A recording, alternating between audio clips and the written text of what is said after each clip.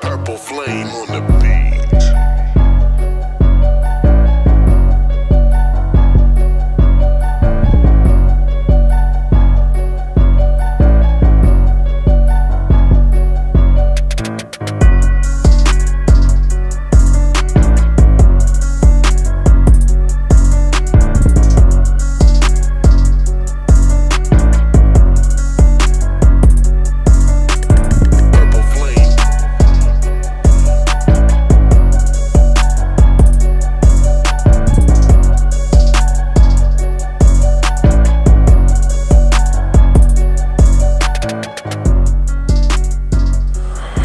We got surprisingly, we got some squats. I haven't done barbell squats in ages, bro. We're doing it today. I just got an urge to do it for some reason. So I'm doing it. Every once in a while I get an urge to do something I don't usually do, and as long as I don't do anything stupid, it usually works out great. So see what this feels like. I probably should use a belt because my lower back is a little bit sore from I did deadlifts for the first time in a long time. Like I think like Monday maybe, so like four or 5 days ago. But fuck it, YOLO, I'll be alright. And if I'm not, I'll learn a good lesson.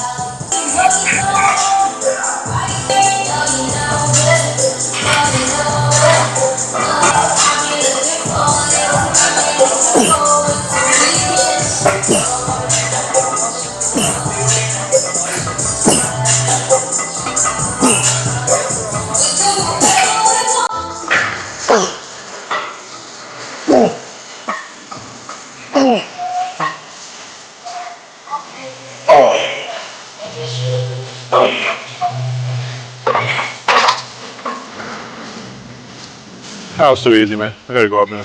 I haven't squatted in a long time, but I haven't squatted 5 plates in shit. But it's funny, me and Robin was just talking about that on the podcast. It's like being strong in bodybuilding isn't really like a feather in your hat. It's not really a flex. It's just you just have to do more weight to stimulate the muscle. You know, if I could squat 4 plates and hit failure at 10 reps. That would be a win, not a loss, you know. But it just so happens that it's life for me, even if I haven't squatted in God knows how long, at least a year, probably more. I still need more weight than I thought I would need. So it's just one of those things, man. But I ain't complaining. That's why I'm not using no belt, no wraps.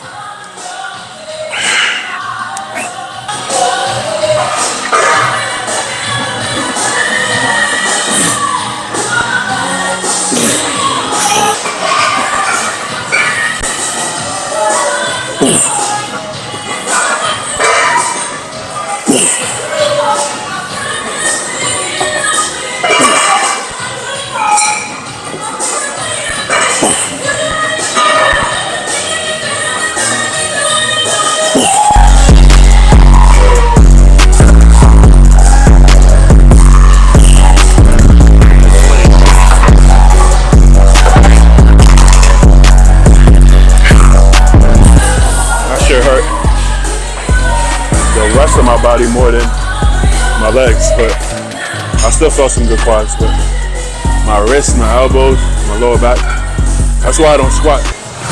Alright, we're gonna get into some pendulum squats, focus more on the quad after doing the barbell squats where it kind of gets the whole lower body and the low back and wrists and elbows.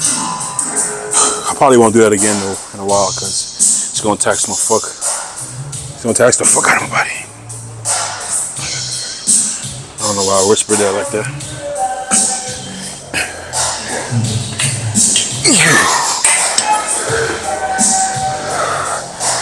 I like this R&B music.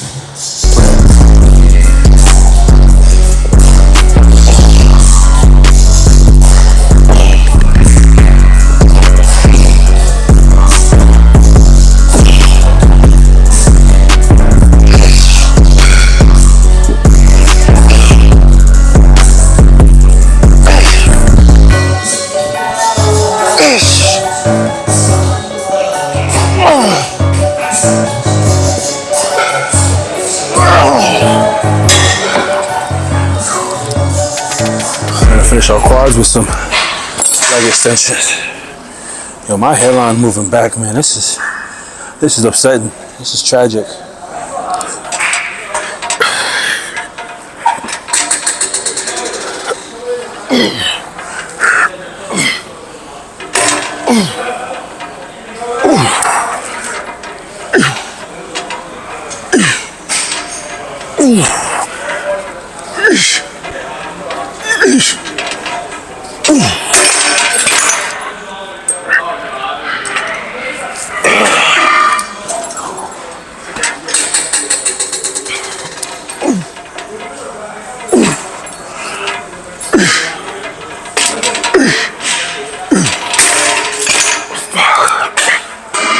Alright, we're gonna do some RDLs with the dumbbell. See what I got left of me. I'm a little burnt out, but let's see.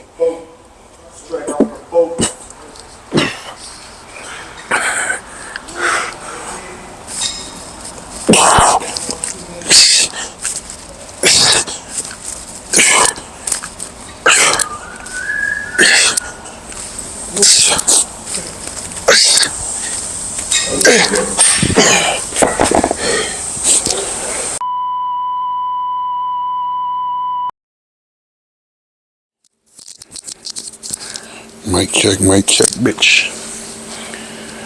I hope the autofocus is focusing. Where do I start? So, I'm back home. Oddly enough, I'm pretty hungry, which doesn't really happen to me this early. I mean, shit, we literally just started prep, so it's not something that happens to me. I'm not really a hungry person until, of course, when you get down to 1,500 calories area, you're gonna be fucking hungry, but I ain't there yet, so I'm surprised that I'm hungry right out the gate. It's kind of unusual, but I push the food harder than I have in a long time, so it's probably created for a heightened metabolism. I don't think you could use those words together like that, but you know what I mean. I think it's a good sign when you could be hungry. It's usually telling you something, that your body is running efficiently.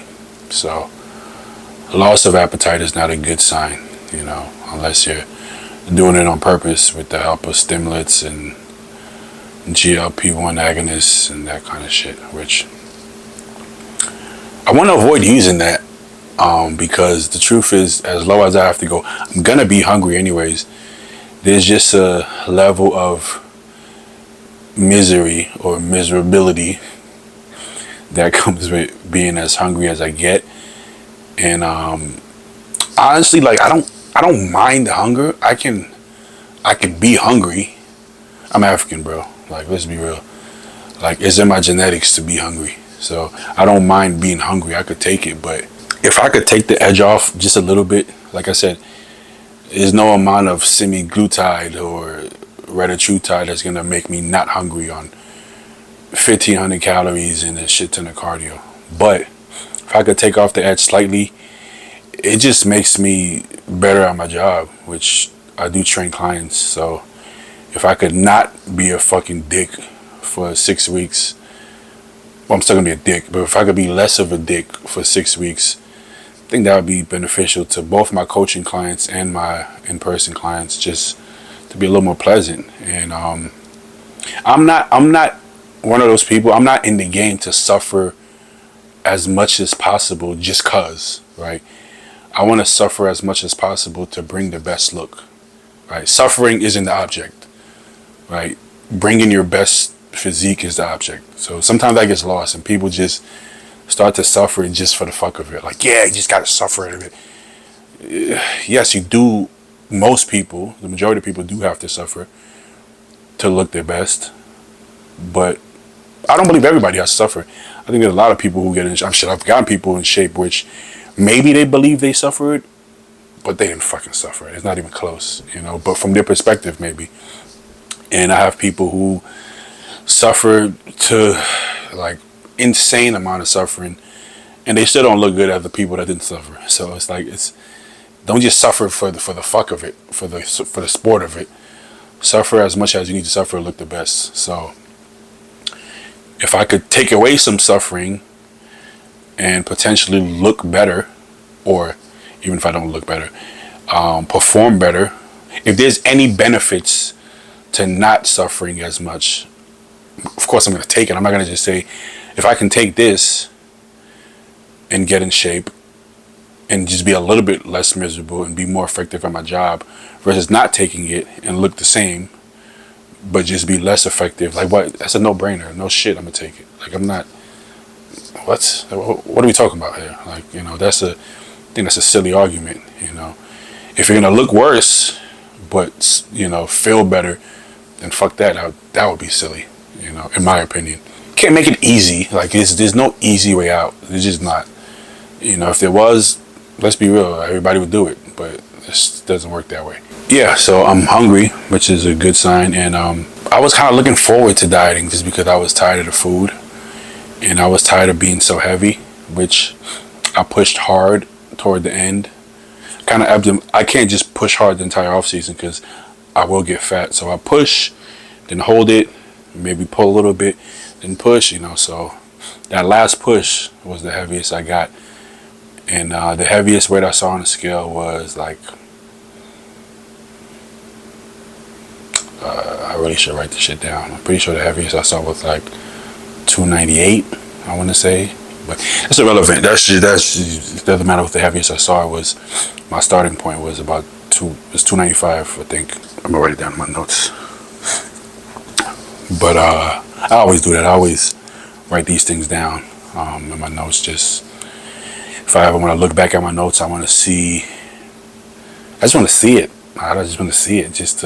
I think it's good to take notes like that, just to keep track of everything and be able to look back and say, oh, this is when everything went to shit. And I've done that, and I see when everything goes to shit. Seems to be under the 4-week out part. And then in real time, I'm like, oh my God, I'm so fat. Oh, I'm so fucking fat.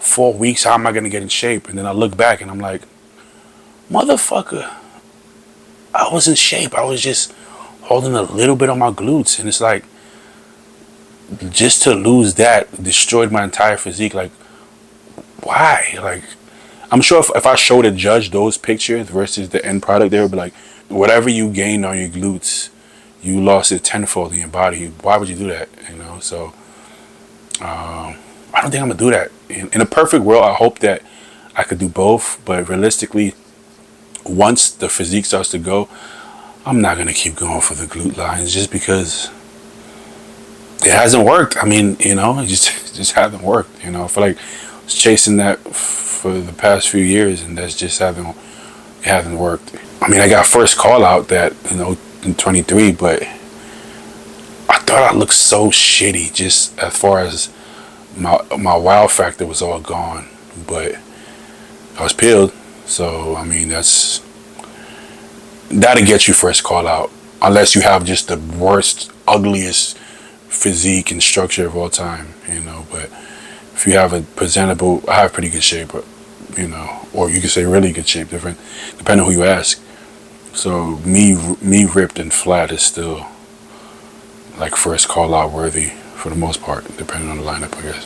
Yeah, I'm not gonna do that. I'm not gonna trade everything I have for glute lines. It just doesn't make sense, man. It doesn't make sense, and I'm not gonna be able to carb up and all of a sudden get my physique back, because it took me some time to get my look back last year after the show.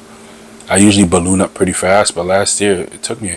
I could tell it wasn't like dehydrated or flat. It was like there was muscle loss because as I'm eating up and I'm filling out, I'm still small or smaller. And I'm like, damn, I lost tissue because I'm not getting that roundness back. It took me a while to get that shit back, you know, and I definitely got it back, but it took me a while. But I feel like I'm rambling.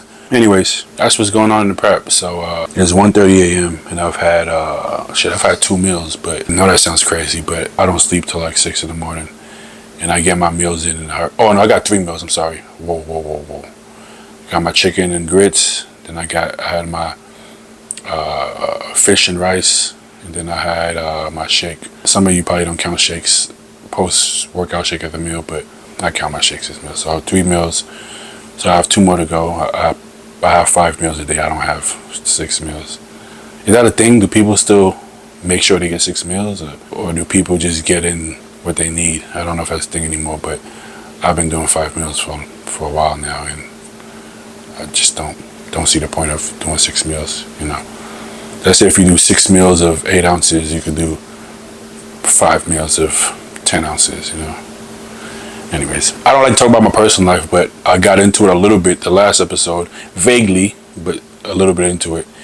And people seem to like it. I've gotten texts and messages and comments, and people like that transparency. I'm pretty old school, man. As men, I just feel like you shut the fuck up and you deal with your problems, because complaining about it or crying about it or being angry about it or feeling bad for yourself about it or looking for sympathy about it doesn't solve the problem. Right? Nobody else is going to solve it for you.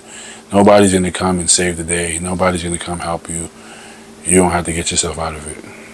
Even if you have supportive family, supportive friends, which I do, it's not their responsibility. And I hate to even I couldn't get myself to do it. Like I just don't have that in me. I can't ask for help. It's just not.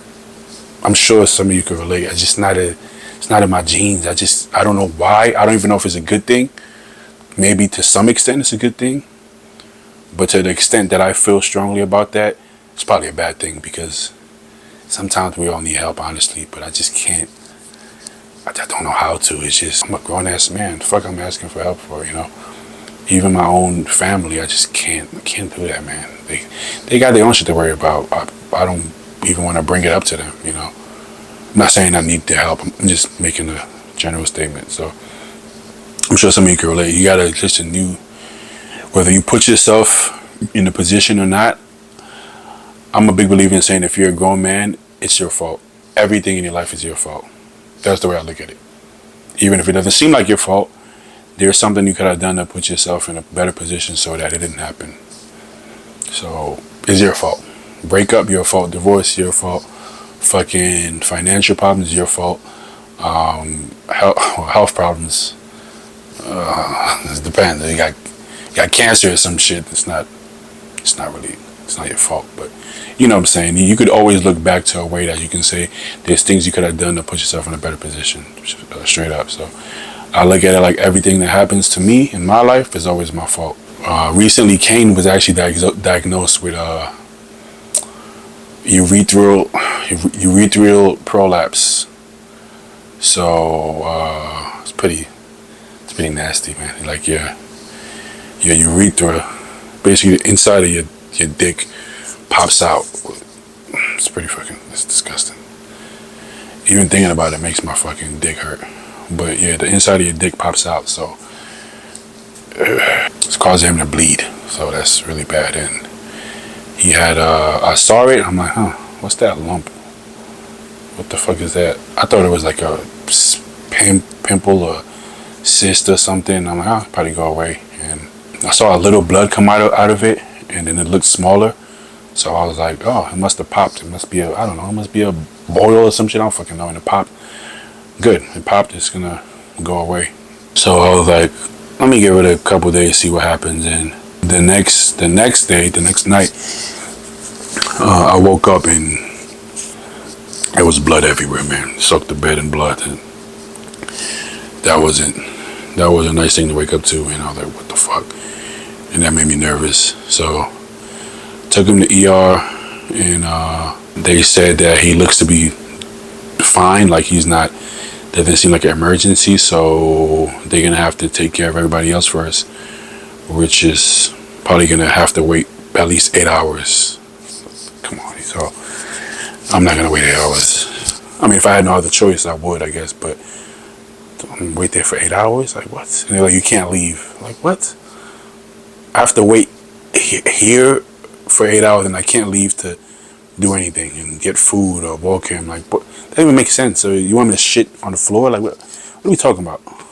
Anyways, you walk out, you lose your spot. So I guess it's just some shit and piss everywhere here. I guess I don't. So I went to urgent care instead, and shit, they saw me right away. They literally saw me right away. And obviously I wasn't at that point.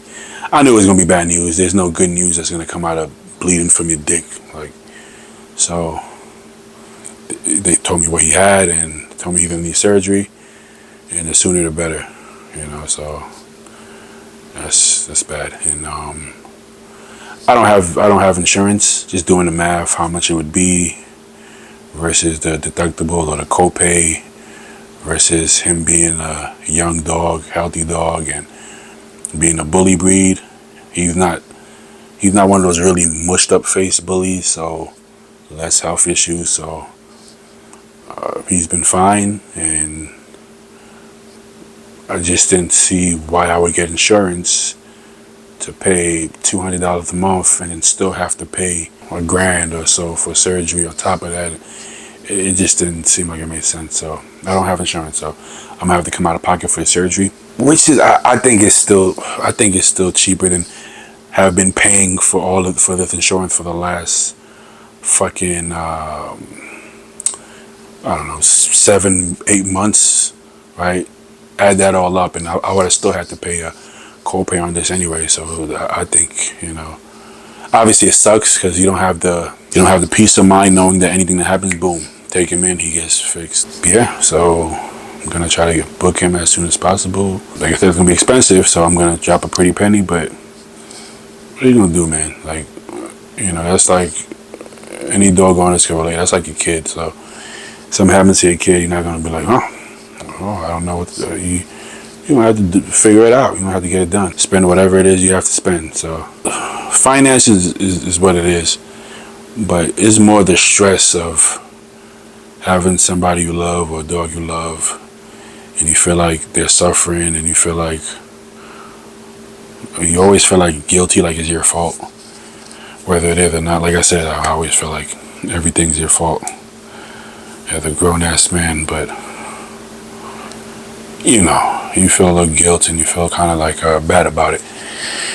But that's normal when you love somebody, you know. So I'm gonna get that fixed as soon as possible, and then be able to focus more on prep stuff. Hopefully that goes well. Then probably gonna have to neuter him just because it usually happens again. It's like really, I think it's like a 90-something% chance that it'll happen again if he's not neutered, if he's prone to it. It is what it is, right? So it's like people get cancer, they usually get it again. Genetics. So I wasn't planning on neutering him. I wanted to potentially stud him, maybe at some point.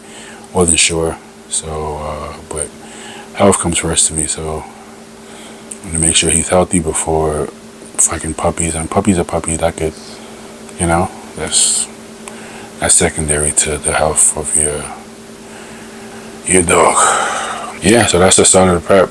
You know, it started shit, fucking not even a week in prep, and got some emergencies coming. So that's just how it goes. I mean, sometimes you gotta laugh at it at this point. Like at this point in my life, anytime I have to deal with something, I almost laugh at it just because it's nonstop. Life doesn't let up. It's always boom, issue after issue after issue after issue after issue, nonstop, like a fucking train.